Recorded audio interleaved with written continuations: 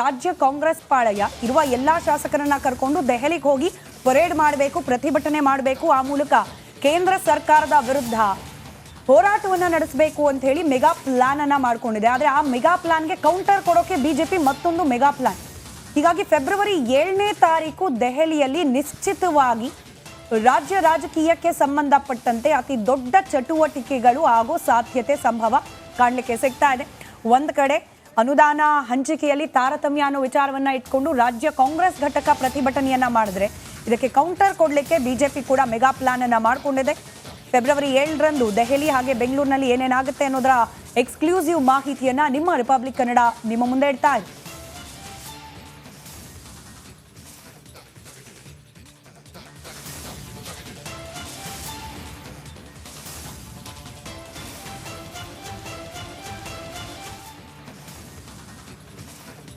ಹಾಗಾದರೆ ನಾವು ಈ ಚುನಾವಣಾ ಸಂದರ್ಭದಲ್ಲಿ ಈ ರೀತಿಯೆಲ್ಲ ಚರ್ಚೆಗಳು ಮತ್ತೆ ಏನು ಎತ್ತ ಅಂಥೇಳಿ ಎಲ್ಲ ನೋಡಿದಾಗ ಕೌಂಟರ್ ಕೊಡೋದಕ್ಕೂ ಕೂಡ ಬಿಜೆಪಿಯವರು ರೆಡಿ ಆಗಿದ್ದಾರೆ. ಇವರೆಲ್ಲರೂ ಕೂಡ ಎಷ್ಟು ಜನ ಶಾಸಕರಿದೆ, 138 ಜನ ಶಾಸಕರು ಡೆಲ್ಲಿಗೆ ಹೋಗಿ ನೀವು ಹೇಳ್ದಂಗೆ ಡೆಲ್ಲಿ ಪರೇಡ್ ಮಾಡಿ ಒಂದು ಮುಜುಗರ ತರುವಂಥ, ಕೇಂದ್ರ ಸರ್ಕಾರಕ್ಕೆ ಮುಜುಗರ ತರುವಂಥ ವಾತಾವರಣ ಸೃಷ್ಟಿ ಮಾಡ್ತಾರೆ ಅಂತ ಹೇಳಿದರೆ ಬಿಜೆಪಿಯವರು ಕೂಡ ಅದಕ್ಕೆ ಕೌಂಟರ್ ಕೊಡೋದಕ್ಕೆ ರೆಡಿ ಆಗಿದ್ದಾರೆ. ಬಿಜೆಪಿಯವರು ಈಗ ಈ ಹಿಂದೆ ಮನಮೋಹನ್ ಸಿಂಗ್ ಪ್ರಧಾನಿ ಆಗಿದ್ದಾಗ ಏನು ಕೆಲಸ ಮಾಡಿದ್ರು, ಏನು ಅನುದಾನ ಬಿಡುಗಡೆ ಆಗಿತ್ತು ರಾಜ್ಯಕ್ಕೆ ಅನ್ನೋದನ್ನ ಜನರಿಗೆ ತಿಳಿಸಿ, ಒಂದು ಏನು ಕೆಲಸ ಆಗಿದೆ, ಎಷ್ಟು ಅನುದಾನ ಮತ್ತೆ ಏನೇನು ಆಗಿದೆ ಅನ್ನೋದನ್ನ ತಿಳಿಸಿ ಅನ್ನೋದನ್ನ ಈಗ ಬಹಳ ಪ್ರಮುಖವಾಗಿ ಅವರು ಮುಂದೆ ಬಿಜೆಪಿ ಅವ್ರ ಪ್ಲಾನಿಂಗ್ ಏನು ಅಂತಂದ್ರೆ UPA 1 UPA 2 ಅಂದ್ರೆ ಮನಮೋಹನ್ ಸಿಂಗ್ ಅವರ ನೇತೃತ್ವದ ಸರ್ಕಾರ ಇದ್ದಾಗ ರಾಜ್ಯಕ್ಕೆ ಎಷ್ಟು ಅನುದಾನ ಬಂದಿದೆ, ಅದೇ ನರೇಂದ್ರ ಮೋದಿ ಅವರು ಪ್ರಧಾನಿ ಆದಾಗ ಎಷ್ಟು ಅನುದಾನ ಬಂದಿದೆ, ಇದನ್ನ ಪಟ್ಟಿ ಮಾಡಿ ಜನರಿಗೆ ತಲುಪಿಸೋ ಪ್ರಯತ್ನವನ್ನ ಮಾಡ್ತಾ ಇದ್ದಾರಂತೆ ಬಿಜೆಪಿ. ಅಲ್ಲಿಗೆ ಏನು ಸತತವಾಗಿ ಒಂದು ಬಜೆಟ್ ನಂತರದಲ್ಲಿ ಒಂದು ನರೇಟಿವ್ ಬಿಲ್ಡ್ ಮಾಡ್ಲಿಕ್ಕೆ ಕಾಂಗ್ರೆಸ್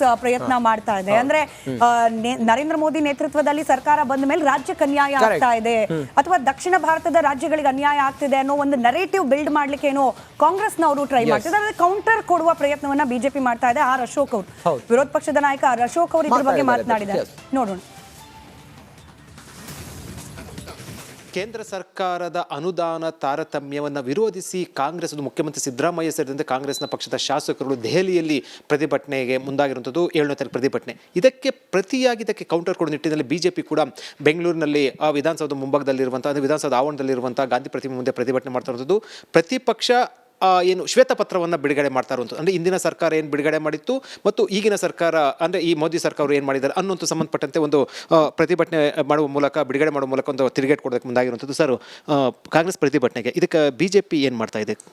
DK ಸುರೇಶ್ ಅವರ ದೇಶ ವಿರೋಧಿ ಹೇಳಿಕೆ, ದೇಶವನ್ನು ಒಡಿಬೇಕು, ದೇಶವನ್ನು ಇಬ್ಬಾಗ ಮಾಡಬೇಕು ಅನ್ನೋ ಒಂದು ಹೇಳಿಕೆ ಇಡೀ ದೇಶಾದ್ಯಂತ ಸುದ್ದಿಯಾಗಿದೆ. ಕಾಂಗ್ರೆಸ್ಗೆ ಒಂದು ರೀತಿ ಅವಮಾನ ಆಗಿದೆ. ಒಂದು ಕಡೆ ರಾಹುಲ್ ಗಾಂಧಿ ಭಾರತ್ ಜೋಡೋ ಅಂತ ಮಾಡಿದ್ರೆ, ಇಲ್ಲಿ ಕರ್ನಾಟಕದಲ್ಲಿರೋರೆಲ್ಲ ಕಾಂಗ್ರೆಸ್ ಇದು ದೇಶ ಛೋಡೋ ಅನ್ನೋ ರೀತಿ ಭಾಗ ಮಾಡಿ ಅನ್ನೋದು ಓಡ್ತಾ ಇದೆ. ಅದಕ್ಕೆ ಇಸುಮುರು ಆಗ್ತದೆ. ಒಂದು ರೀತಿ ಈ ಇರ್ಸು ಮರ್ಸು ಆಗ್ತಾ ಇದೆಯಲ್ಲ, ಇದನ್ನು ತಪ್ಪಿಸ್ಕೊಳಕ್ಕೋಸ್ಕರ, ಇದನ್ನು ಡೈವರ್ಟ್ ಮಾಡೋಕ್ಕೋಸ್ಕರ ಕಾಂಗ್ರೆಸ್ ಅವರು ಹೊಸ ತಂತ್ರ ಮಾಡ್ತಾಯಿದ್ದಾರೆ ಅಷ್ಟೇ. ಈಗ ರಾಮ ಮಂದಿರದ ವಿಚಾರ ಆಗಿ ಮನೆಗೆ ರಾಮ ಹೋಗಿದ್ದಾನೆ. ಮೊನ್ನೆ ಮಂಡ್ಯದಲ್ಲಾದಂಥ ಘಟನೆ, ಹನುಮಂತನ ಧ್ವಜವನ್ನು ತೆಗೆದಾಕಿರುವಂಥದ್ದು ಕಾಂಗ್ರೆಸ್ ಅವರು. ಸೊ ಆ ಇಶ್ಯೂ ಇದೆಲ್ಲ, ಮತ್ತು ಬರಗಾಲದಲ್ಲಿ ರೈತರಿಗೆ ಪರಿಹಾರ ಕೊಡದೆ ಮೋಸ ಮಾಡ್ತಾ ಇರೋದು, ಇದೆಲ್ಲ ಇಶ್ಯೂನ ಡೈವರ್ಟ್ ಮಾಡೋಕ್ಕೋಸ್ಕರ ಏನೋ ಆಗಿದೆ ಅಂಥೇಳಿ ಡೆಲ್ಲಿಯಲ್ಲಿ ಹೋಗಿ ಪ್ರತಿಭಟನೆಯನ್ನು ಮಾಡ್ತಾಯಿದ್ದಾರೆ. ಅದ್ರ ವಿರುದ್ಧ ನಾವು ಇಲ್ಲಿ ಕೂಡ ಪ್ರತಿಭಟನೆಯನ್ನು ಗಾಂಧಿ ಸ್ಟ್ಯಾಚ್ಯೂ ಮುಂದೆ ವಿಧಾನಸೌಧದಲ್ಲಿ ನಾವು ಕೂಡ ಪ್ರತಿಭಟನೆ ಮಾಡ್ತೀರಿ. ದೆಹಲಿಯಲ್ಲಿ ನಮ್ಮ ಪಾರ್ಲಿಮೆಂಟ್ ಮೆಂಬರ್ಗಳೇನಿದ್ದಾರೆ ಅವರು ಕೂಡ ಈ ದೇಶ ವಿಭಜನೆ ವಿರುದ್ಧವಾದಂಥ ಮಾಡ್ತಾ ಇರೋ ಕಾಂಗ್ರೆಸ್ ವಿರುದ್ಧವಾಗಿ ಹೋರಾಟ ಮಾಡ್ತೀರಿ. ಅವತ್ತು ಕೂಡ ದೆಹಲಿ ಸಂಸದರು ಪ್ರತಿಭಟನೆ ಮಾಡ್ತಾರೆ ಸರ್. 7ನೇ ಸಂಸದರು ಪ್ರತಿಭಟನೆ ಮಾಡ್ತಾರೆ. ನಾವು ಕೇಳುವಂಥದ್ದು, ನೀವು 9.25 ವರ್ಷ ಆಯ್ತಲ್ಲ, ಒಂದಿನ ಆದರೂ ಪಾರ್ಲಿಮೆಂಟಲ್ಲಿ ನಮ್ಗೆ ತಾರತಮ್ಯ ಆಗಿದೆ ಅಂತ ಮಾತಾಡಿದಾರಾ? DK ಸುರೇಶ್ ಅವರಾಗಲಿ ಒಂದು ದಿನ ಮಾತಾಡಿದಾರಾ? ಮಾತಾಡಿಲ್ಲ.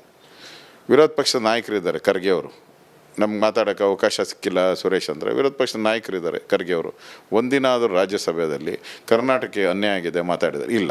ಈಗ ಎಲೆಕ್ಷನ್ ಬಂದಿದೆ, ಈಗ ದೇಶ ಒಡೆಯೋ ಅಂತ ಮಾತಾಡ್ಬಿಟ್ಟಿದ್ದಾರೆ. ಅದನ್ನು ಮುಚ್ಚೋಕ್ಕೋಸ್ಕರ ಇವತ್ತು ಮಾತಾಡ್ತಾ ಇದ್ದಾರೆ. ಈಗ ಅನುದಾನ ತಾರತಮ್ಯ ಅಂತ ಮತ್ತಷ್ಟು ಮಾಹಿತಿಯೊಂದಿಗೆ ನಮ್ಮ ಪ್ರತಿನಿಧಿ ಬಸವರಾಜ್ ನೇರ ಸಂಪರ್ಕದಲ್ಲಿದ್ದಾರೆ. ಬಸವರಾಜ್, ಫೆಬ್ರವರಿ 7 ನೋ ಡೌಟ್ ಒಂದು ದೊಡ್ಡ ಸಂಘರ್ಷ ಒಂದು ಕಡೆ ಬಿಜೆಪಿ ಕಡೆಯಿಂದ, ಮತ್ತೊಂದು ಕಡೆ ಕಾಂಗ್ರೆಸ್ ಕಡೆಯಿಂದ. ಎಲ್ಲರದ್ದು ಮೇನ್ ಪಾಯಿಂಟ್ ಅಜೆಂಡಾ ಏನಂತಂದ್ರೆ ಚುನಾವಣೆ ಹೊತ್ತಿಗೆ ನಮ್ಮ ಪಕ್ಷ ಸರಿ ಇದೆ ಅನ್ನೋದನ್ನ ಜನರಿಗೆ ತೋರಿಸ್ಬೇಕು, ಇನ್ನೊಂದು ಪಕ್ಷದಿಂದ ಅನ್ಯಾಯ ಆಗ್ತಿದೆ ಅನ್ನೋದನ್ನ ತೋರಿಸ್ಬೇಕು. ಇದು ಬಟ್ ಯಾರು ಯಾವ ರೀತಿ ತಮ್ಮ ಪ್ಲಾನ್ ಅನ್ನ ಎಕ್ಸಿಕ್ಯೂಟ್ ಮಾಡ್ತಾರೆ ಅನ್ನೋದಿರೋದು ಸದ್ಯದ ಕುತೂಹಲ. ಏನೆಲ್ಲ ಡೀಟೇಲ್ಸ್ ಸಿಗ್ತಾ ಇದೆ ಬಿಜೆಪಿ ಪ್ಲಾನಿಂಗ್ ಹಾಗೆ ಕಾಂಗ್ರೆಸ್ ಪ್ಲಾನಿಂಗ್ ಬಗ್ಗೆ?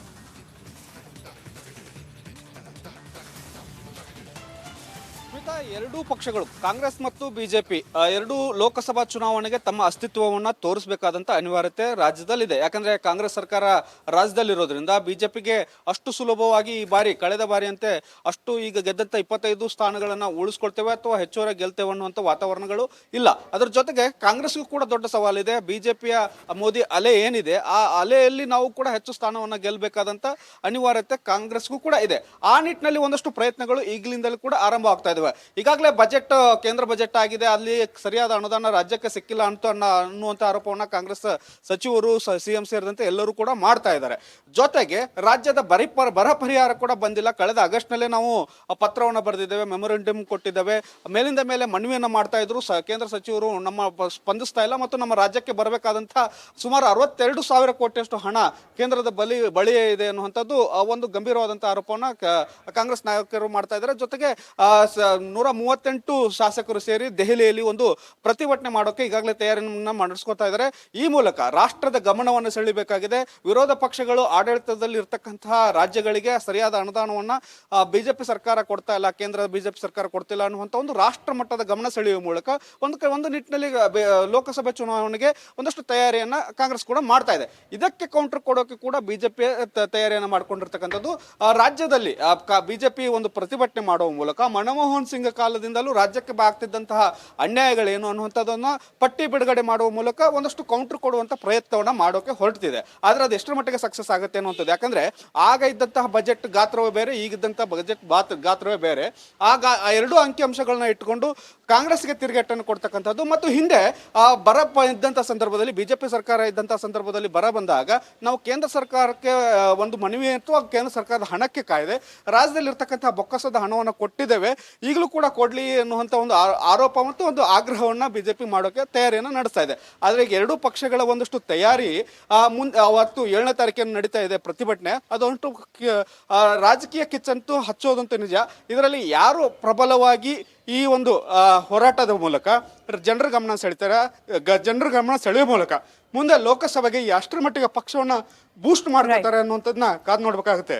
ರೈಟ್. ಧನ್ಯವಾದ ಬಸವರಾಜ್ ಮಾಹಿತಿಗಾಗಿ. ರಂಜಿತ್, ಏನಂತಂದ್ರೆ ಈಗ ನೋಡಿ, ಮನಮೋಹನ್ ಸಿಂಗ್ ಅವರು ನೇತೃತ್ವದ ಸರ್ಕಾರ ಇದ್ದಾಗ ರಾಜ್ಯದಲ್ಲಿದ್ದ ಸವಾಲುಗಳೇ ಬೇರೆ, ಈಗಿರೋ ಸವಾಲುಗಳೇ ಬೇರೆ. ಈಗ ಬರ ಇದೆ, ಅದಕ್ಕೆ ಪರಿಹಾರ ಕೇಳಿ ಆಗಿದೆ, ಸಿಕ್ಕಿದ್ಯಾ ಕೇಂದ್ರದಿಂದ? ಉತ್ತರ ಇಲ್ಲ.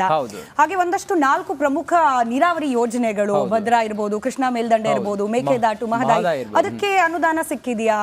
ಗೊತ್ತಿದೆ, ಸಿಕ್ಕಿಲ್ಲ. ಯಾಕಂದ್ರೆ ಆ ಭಾಗದ ರೈತರೇ ಹೇಳ್ತಿದ್ದಾರೆ, ರಿಪಬ್ಲಿಕ್ ಕನ್ನಡದ ಜೊತೆಲೂ ಮಾತನಾಡಿದ್ದಾರೆ. ಇದೆಲ್ಲದರ ಜೊತೆಗೆ GST ಕಲೆಕ್ಷನ್ ಅನ್ನೋ ವಿಚಾರದಲ್ಲಿ ಮನಮೋಹನ್ ಸಿಂಗ್ ಅವರ ನೇತೃತ್ವದ ಸರ್ಕಾರ ಇರಬೇಕಾದ್ರೆ ಈ ಇಶ್ಯೂನೇ ಇರಲಿಲ್ಲ. ಈಗ ರಾಜ್ಯ 2ನೇ ಸ್ಥಾನದಲ್ಲಿದೆ ರಾಷ್ಟ್ರೀಯ ಮಟ್ಟದಲ್ಲಿ GST ಕೊಡ್ತಿರೋದ್ರಲ್ಲಿ. ಹೀಗಾಗಿ ನ್ಯಾಯಸಮ್ಮತವಾದ, ರೈಟ್ಫುಲ್ ಅಂತ ಹೇಳ್ತಾರಲ್ಲ, ನ್ಯಾಯಸಮ್ಮತವಾದ ಶೇರ್ ನಮ್ಗೆ ಏನ್ ಬರ್ಬೇಕಿತ್ತು ಅದು ಬರ್ತಿಲ್ಲ ಅನ್ನೋದು ಕಾಂಗ್ರೆಸ್ನ ವಾದ. ಅದು ಕರೆಕ್ಟ್ ಆಗೇ ಇದೆ. ಬಟ್ ಅದಕ್ಕೆ ಸಮರ್ಥನೆ ಹೇಗೆ ಕೊಡ್ತಾರೆ? ನೀವು ಬರೀ ಮನಮೋಹನ್ ಸಿಂಗ್ ನೇತೃತ್ವದ ಸರ್ಕಾರ ಇರೋ ಟೈಮಿಂದು ಲಾಜಿಕ್ ಕೊಟ್ಬಿಟ್ರೆ ಅಥವಾ ನಂಬರ್ಸ್ ಕೊಟ್ಬಿಟ್ರೆ, ಇವಾಗ ಜನ ಏನು ಬಿಜೆಪಿ ನಾಯಕರು, ಕಾಂಗ್ರೆಸ್ ನಾಯಕರು ಲೆಕ್ಕ ಕೊಟ್ರೆ ಮಾತ್ರ ಗೊತ್ತಾಗತ್ತೆ ಅಂತಲ್ಲ. ಇನ್ಫಾರ್ಮೇಶನ್ ಹೆಂಗೆ ಅಂತಂದ್ರೆ ಬೆರಳು ತುದಿಲ್ ಸಿಗುತ್ತೆ. ಇಂಟರ್ನೆಟ್ ನಲ್ಲಿ ಎಲ್ಲಾ ಲೆಕ್ಕಾಚಾರಗಳು ಸಿಕ್ಬಿಡುತ್ತೆ. ಬಟ್ ಈ ತಕ್ಷಣಕ್ಕಿರೋ ಸಮಸ್ಯೆಗೆ ಪರಿಹಾರ ಸಿಗ್ತಾ? ಅಲ್ಲಿರೋದು ಯಾರು ಕೊಟ್ಟಿದೀವಿ ಪರಿಹಾರ, ಯಾರು ಕೊಟ್ಟಿಲ್ಲ ಅನ್ನೋದನ್ನ ಯಾವ ರೀತಿ ಸಮರ್ಥಿಸ್ಕೊಳ್ತಾರೆ, ಫೆಬ್ರವರಿ 7ನೇ ತಾರೀಕು ತನಕ ಕುತೂಹಲ ಇದ್ದೇ ಇದೆ. ಹೌದು, ನಿಜ.